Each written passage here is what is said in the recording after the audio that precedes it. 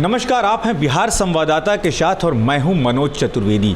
राजद के कद्दावर नेता और विधायक भाई वीरेंद्र ने विधानसभा में भाजपा को गोडसे का वंशज बताया है।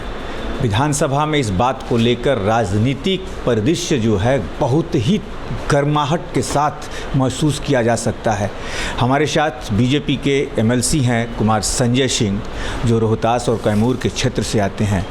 हम उनसे जानना चाहेंगे कि आखिर भाई वीरेंद्र और राजद में क्या ऐसी बेचैनी है कि इस तरीके के बयान जो हैं वो विपक्ष माने भाजपा को के लोगों को दे रहे हैं। संतोष जी, सबसे पहले आपके चैनल के माध्यम से सबको बहुत बहुत धन्यवाद। भाई वीरेंद्र जी का काफ़ी अनुभव रहा है, बहुत काफ़ी वरिष्ठ नेता, संसदीय यात्रा रही है उनकी, वरिष्ठ नेता हैं।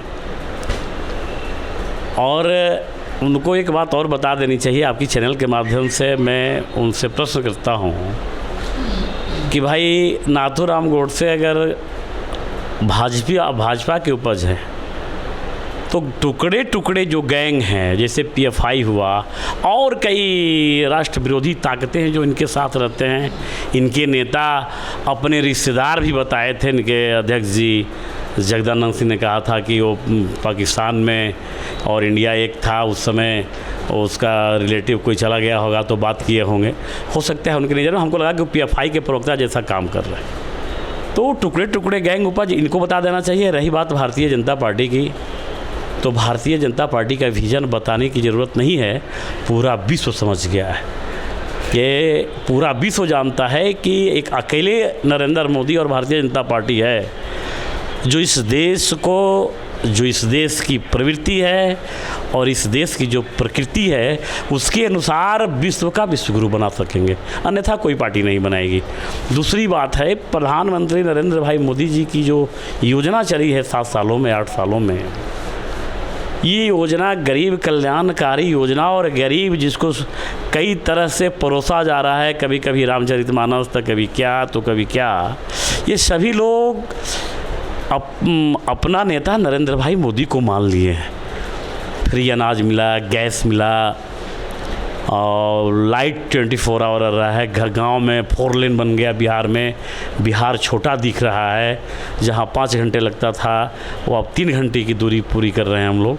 अब सभी लोग नेता मान लिए हैं। ये हताशा में है, ये हताशा और निराशा का परिचायक है कि कुछ ऐसा बात बोलें कि मेरी जमानत भी बच जाए। कुछ लोग हैं, कुछ खास संप्रदाय के लोग हैं, उनको खुश करने के लिए, उनका वोट लेने के लिए ये बोलते हैं। कुमार संतोष जी, प्रोफेसर चंद्रशेखर जी भी रामचरितमानस के ऊपर कि हम प्रोफेसर हैं, हमसे आए लोग डिबेट करें, कहाँ क्या है हम बताएंगे उसमें। आपके चैनल के माध्यम से शिक्षा मंत्री जी को, माननीय शिक्षा मंत्री जी को मैं चुनौती देता हूँ कि जिस दिन वो टाइम दें उस दिन, ज़्यादा नहीं, ज़्यादा ये तो बड़े अनुभव वाले हैं, 8.5 साल और 10.5 साल 11 साल का लड़का जो सनातन का जो ज्ञान रखता है, जो पढ़ता है, इनसे पूरा दिन या जितना दिन कहेंगे उनसे शस्त्रास्त्र करने के लिए तैयार है। ये भाग कहाँ कोई रहा है। और रामचरितमानस ये भारत की आत्मा है। रामचरितमानस के बिना, राम के आदर्शों के बिना भारत अधूरा है। ये जी नहीं सकता, ये हो नहीं सकता, ये हो ही नहीं सकता। और समाजवादी नेता बनते हैं। राम से बड़ा कोई समाजवादी हो सकता है क्या? रामचरितमानस में तुलसी जी ने लिखा कि सबरी माता के पास उन्होंने बैर खाया, निषाद राज को अपना मित्र बनाया।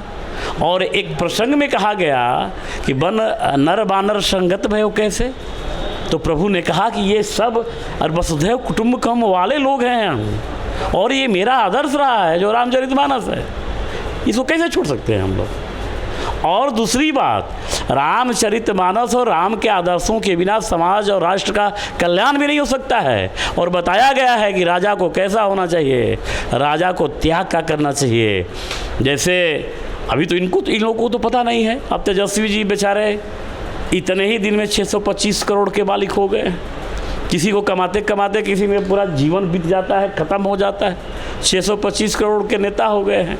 और अब इनके ऊपर सीबीआई संतोष जी, आपको एक जगह इस पे रोकेंगे। क्या जो भाजपा ने एक डिमांड रखा है कि इतने तारीख तक शिक्षकों की नियुक्ति प्रक्रिया को नहीं पूरा किया जाए, उसको भटकाने के लिए प्रोफेसर चंद्रशेखर कुछ ऐसा? देखिए, एक बात तो है कि ये किसी भी सूरत में ये किसी को नौकरी देने वाले हैं नहीं।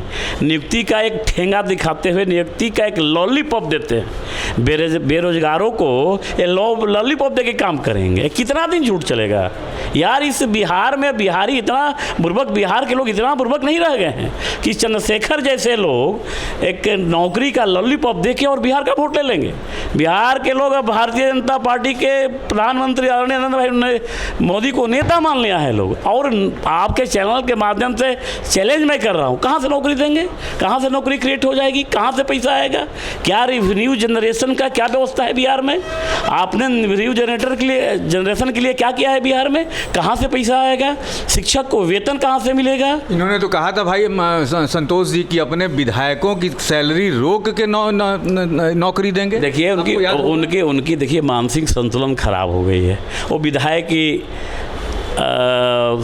सैलरी क्या रोकेंगे? पहले अपना सैलरी रोकें, तब बाकी विधायकों को कहेंगे। उनका दिमाग देखिए खराब हो गया है। अब उनको मेरे हिसाब से और उनके वक्तव्यों से ऐसा लगता है कि किसी मानसिक अस्पताल में उनको दवा करानी चाहिए, और नहीं है तो सनातन की पाठशाला होती है, अगर वो हम लोगों से सहयोग मांगेंगे तो हम लोग सनातनी सहयोग पाठशाला में उनको हम लोग पढ़ा देंगे और बता देंगे कि किस रामचरितमानस में किस शब्द का, किस दोहे का क्या अर्थ है। लेकिन पहले वो दवा करा लें किसी एक वो जो रहता है वो हॉस्पिटल, शायद अब कोइलवर भी खुल गया है। पहले तो हम लोग छोटे छोटे से तो रांची सुनते थे कि रांची है, लेकिन अब कोइलवरों खुल गया है। तो कोइलवर है, नज़दीक भी रहेगा, वो जाके अपना पहले ट्रीटमेंट करा लें। इसके बाद लेकिन हाँ, एक बात मैं कहूँगा, 12 साल का बेटा, 12 साल का लड़का सनातनी जो उनके साथ पूरे दिन न जितना दिन कहें साथ करने के लिए तैयार है, और रामायण का एक एक, रामचरितमानस का एक एक दोहा के साथ साथ करेगा। भाई संतोष, सबसे बड़ी बात यह है कि आज वीरेंद्र ने एक पत्र लिखकर मुख्यमंत्री को दिया है, और कुछ विधायक भी उनके साथ गए हैं, कि जैसे अन्य राज्यों में जहां भाजपा की सरकार नहीं है, अन्य राज्यों में सीबीआई की एंट्री बंद कर दी गई है, वैसी तरह के बिहार में भी बंद कर दी जाए। क्या मानना है आप? देखिए, मुख्यमंत्री जी के यहाँ भाई वीरेंद्र साहब गए हैं। एक और मैं बता दूँ कि सीबीआई और सीआईडी और जो भी हो, वो लालू जी के परिवार का गहना बन चुका है, अलंकार है। उनके बिना लालू जी का नाम अधूरा रहता है, चाहे तेजस्वी जी का नाम अधूरा रहता है। तेजस्वी का कोई नाम ले और चारा घोटाला नहीं याद आए, करप्शन नहीं याद आए, जंगल राज नहीं याद आए, तो ये अधूरा रह जाता है। और रही बात भारतीय जनता पार्टी की, भाई वीरेंद्र ने जो कहा है, तो जब लालू यादव जी पे पहले बार सीबीआई का रेड हुआ था, उस समय सरकार कांग्रेस की थी, और यही शिवानंद तिवारी और ललन सिंह, ये दोनों मिल के लालू जी का कब्र खोल रहे थे। अब बता रहे थे कि इसमें ये घोटाला हुआ, इसमें ये घोटाला हुआ, इसमें सीबीआई की मांग उन्होंने किया था कि इसमें जांच होनी चाहिए। तो बेहतर होगा कि भाई वीरेंद्र ललन जी से और शिवानंद तिवारी से एक बार ज़रा बैठ के बात कर लें कि क्या स्थिति थी उस समय, क्या परिस्थिति थी। और रही बात कि आपने कहा, माननीय मुख्यमंत्री जी ने कहा कि मेरे पास शिक्षक की नियुक्ति के लिए फाइल ही नहीं आया, और मंत्री घोषणा कर दिया कि हम 4 लाख नौकरी, 3,20,000 नौकरी देंगे।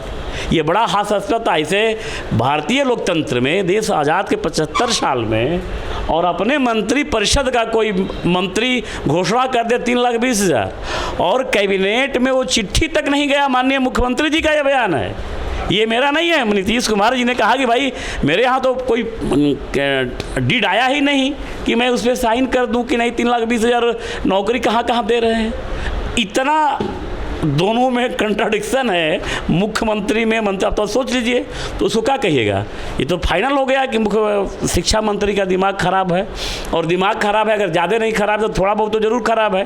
तो थोड़ा बहुत भी खराब है तो उनके सेहत के लिए, उनके राजनीतिक भविष्य के लिए उनको किसी मानसिक अस्पताल में जाके दवा ववा करा के फिर आएंगे, फिर हम लोग साथ में बैठ के बात करेंगे उनसे। संतोष जी, अंतिम सवाल एक, तमाम देश के विपक्ष जो मुख्यमंत्री हैं, जो भाजपा से अलग हैं, दूसरी पार्टियों से हैं, उन्होंने एक पत्र प्रधानमंत्री को लिखा कि सीबीआई का बेवजह उपयोग कर रहे हैं आप, दूसरे को फंसाने के लिए कर रहे हैं। तमाम मुख्यमंत्रियों ने उस पत्र पे दस्तखत किया, लेकिन नीतीश कुमार ने उस पत्र पे दस्तखत नहीं किया।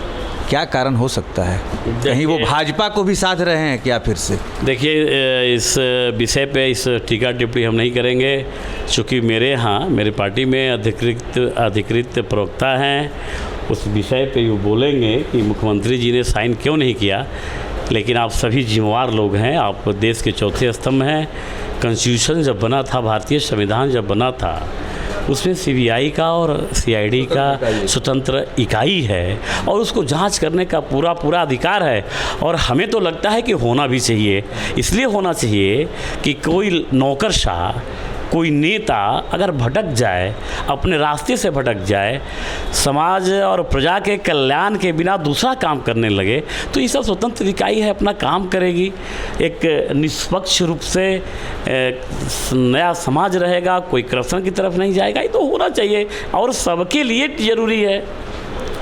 किसी का कोई दोहन नहीं करे, किसी का कोई टॉर्चर नहीं करे, तो ये जरूर। संतोष जी, राजनीतिक गलियारों में चर्चा हो रही है, जो राजनीतिक पंडित हैं या राजनीतिक पत्रकार हैं, हमसे भी जो सीनियर हैं, उनका मानना है कि नीतीश कुमार अब तेजस्वी से उब गए हैं। उनकी हालत ये हो गई है न, सांप और छछूंदर वाली, उगलेंगे तो मरेंगे और अंदर ले जाएंगे तो मरेंगे और निकालेंगे तो अंधे हो जाएंगे। तो क्या कहीं वो रास्ता फिर से खोज रहे हैं क्या कि सटने को मिल जाए बीजेपी से? देखिए, मेरे यहाँ अभी 1 महीना पहले देश के यशस्वी गृह मंत्री आदरणीय अमित शाह जी आए थे, भी कार्यक्रम हुआ था। उन्होंने सीधे मंचों से, सार्वजनिक मंचों से कहा कि अब नीतीश कुमार का एंट्री भाजपा में नहीं है। इसमें अब कोई टीका टिप्पणी करने की ज़रूरत ही नहीं कि पलटी मारेंगे, क्या करेंगे। वो जो दरवाज़ा उन्होंने बंद किया है, मेरे हिसाब से दरवाज़ा तो बंद ही हो गया है, ऊपर का जो खिड़की है वो भी बंद हो गया है। अब नीतीश जी का किसी भी स्थिति में, चाहे जो हो, भारतीय जनता पार्टी में एंट्री नहीं है। अब ये कोई हमारे चैनल के भाई, कोई पत्रकार, कोई मीडिया किसी के वक्तव्य से अघोषित ज्ञान प्रदर्शित कर दे कि नहीं लगता है कि हो जाएगा, लेकिन मैं आपको आश्वस्त करता हूं कि जब गृह मंत्री जी ने कह दिया तो अब कहीं से कोई सवाल नहीं है कि दोबारा भारतीय जनता पार्टी में वो आएँ। अमित शाह जी अगले महीने फिर आ रहे हैं बिहार के दौरे पे। एक गृह मंत्री हर महीने पहुंच रहा है बिहार में। मैंने 2024 की तैयारी शुरू हो गई है। भाई, हम लोग तो इतना खुश रहते हैं, हम सभी भारतीय जनता पार्टी के युवा, पूरे बिहार के कार्यकर्ता इतना खुश हैं कि हम लोग तो हमेशा चाहते हैं कि हर महीने प्रधानमंत्री आएँ, गृह मंत्री आएँ, लोग जो गाँव में जो टीवी चैनल पर देखते हैं वो भी कम से कम देखें, उनके भाषण को सुने, उससे लाभ उठावें। हम लोग तो बार-बार सोचते हैं और बिहार के लिए खुशी है, हम लोगों के लिए खुशी है कि लगभग हर महीने में माननीय गृह मंत्री जी का कार्यक्रम हो रहा है। अभी मैं तो काफ़ी आह्लादित हूँ कि मेरे दोबारा चुनाव जीतने के बाद पहला कार्यक्रम और सम्राट अशोक जयंती के अवसर पे मेरे यहाँ सासाराम में 2 तारीख को हो रहा है और वहाँ एक शिलालेख भी था। वो शिलालेख भी कई कटों में, शायद 1-2 शिलालेख है या 8 कितना है पूरे देश में, जिसमें एक है वही सासाराम, उसको भी किसी दूसरे ढांचा में बदल दिया गया था।